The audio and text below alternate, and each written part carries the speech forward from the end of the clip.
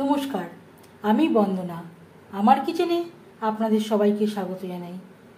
আবারও এসে হাজির হয়েছি নরম তুলতুলে ইডলির একটি রেসিপি নিয়ে। দেখে নেওয়া যাক আজকের এই রেসিপিটি।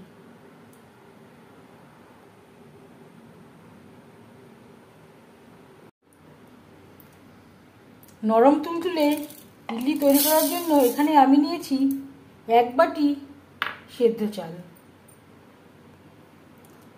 আর লাগছে সেই বাটিরই হাফ বাটি খোসা ছাড়ানো বিউলির ডাল বা মাসকলাইয়ের ডাল, 1 চামচ মেথিদানা। পরিষ্কার করে ধুয়ে নেব। বেশ পরিষ্কার করে ধুয়ে নিয়েছি। পরিষ্কার জল দিয়ে 5-6 ঘন্টা ভিজিয়ে রাখবো।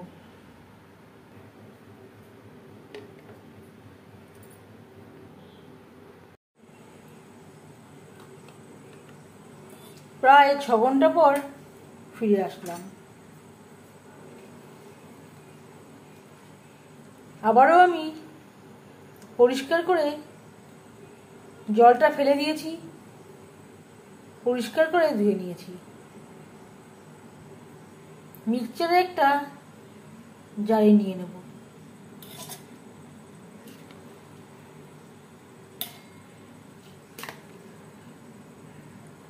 একবারে আমার ধরবে না, দুবারে করে আমি বেটে নেব।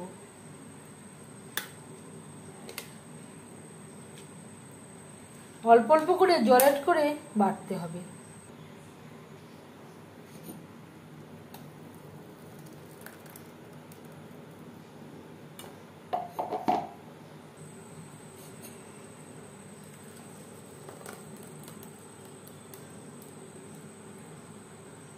আর এতে দিয়ে দেব মিক্সচারের জারটা ধুয়ে সামান্য পরিমাণে জল।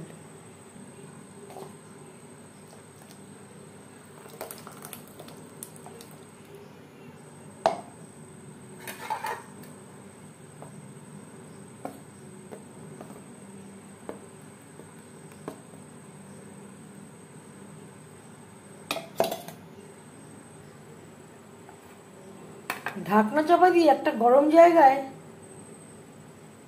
8 থেকে 10 ঘন্টার জন্য রেখে দেব।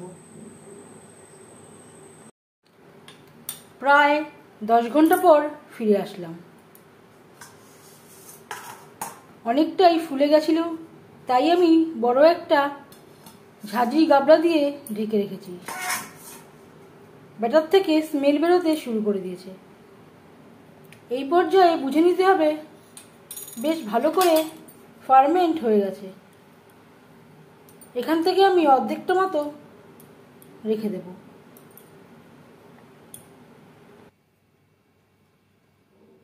অর্ধেকটা আমি উঠিয়ে নিয়েছি। অ্যাড করব লবণ। কখনোই ফার্মেন্ট হওয়ার আগে লবণের ব্যবহার করা যাবে না। আবারও বেশ ভালো করে মিক্সড করে নেব।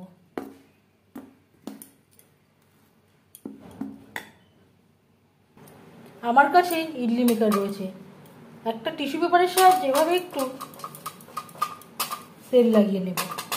আপনারা চাইলে তেল ব্রাশও করে নিতে পারেন।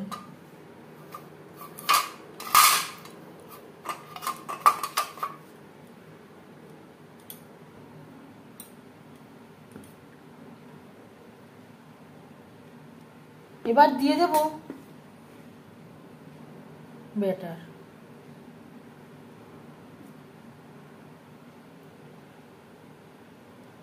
অনেকটাই ডিপেন্ড করে ওয়েদারের উপর। যদি গরম থাকে তাহলে ফার্মেন্ট হতে খুব একটা বেশি সময় লাগে না। শীতকালে ফার্মেন্ট হতে অনেক বেশি সময় লাগবে।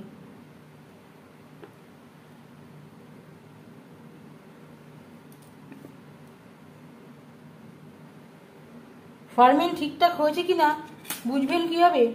যখন দেখবেন ব্যাটারটা অনেকটাই ফুলে উঠেছে আর ব্যাটার থেকে একটা স্মেল বেরোতে শুরু করে দিয়েছে, সেই পর্যায়ে বুঝে নিতে হবে ঠিকঠাক ফার্মেন্ট হয়ে গেছে।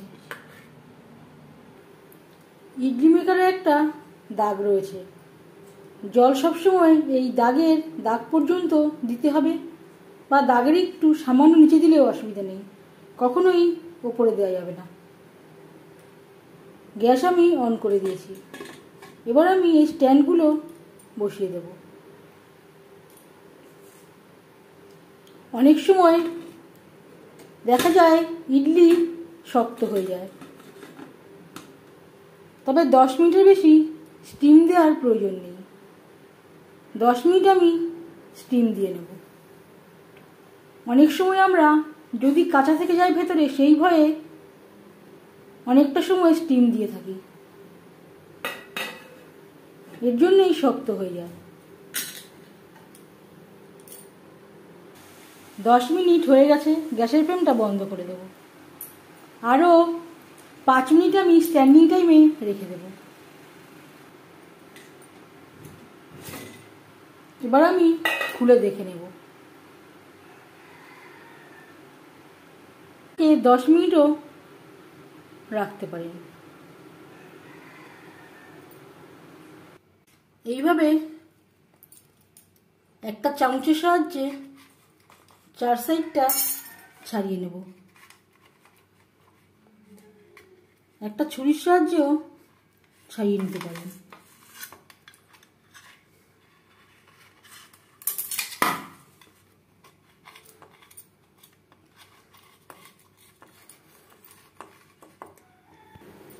সার্ভ করার জন্য সাথে রয়েছে বাদামের চাটনি।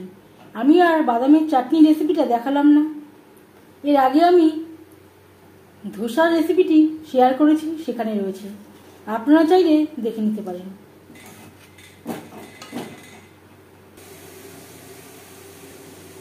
প্রত্যেক ব্যাচের ইডলি একইভাবে তৈরি করে নেব।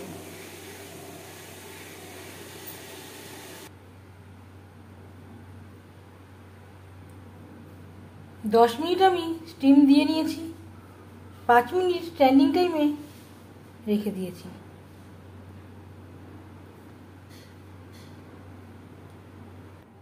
ইডলি আমি তৈরি করে নিয়েছি। কিছুটা ইডলি গরম গরম থাকতে খাওয়া হয়ে গেছে। কতটাই সফট হয়েছে,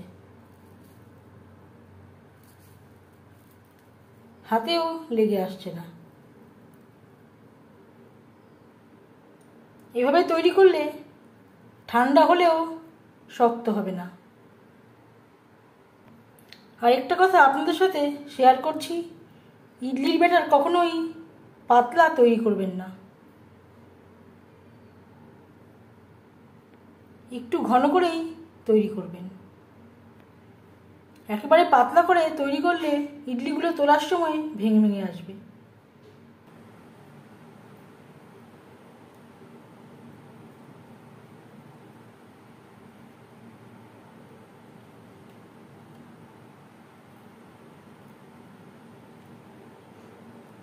ইডলি রেসিপিটি কেমন লাগলো অবশ্যই জানাবেন কমেন্টের মাধ্যমে। যদি এই রেসিপিটি ভালো লেগে থাকে লাইক করবেন, শেয়ার করবেন, সাবস্ক্রাইব করবেন আমার চ্যানেলটিকে, বেল আইকনটা প্রেস করে দেবেন। যখন আমি নতুন ভিডিও আপলোড করব তার নোটিফিকেশান সবার আগে আপনার কাছে পৌঁছে যাবে। আপনারা সবাই অনেক অনেক ভালো থাকবেন। এই ভিডিওটি দেখার জন্য ধন্যবাদ। সাথে রয়েছে বাদামের চাটনি।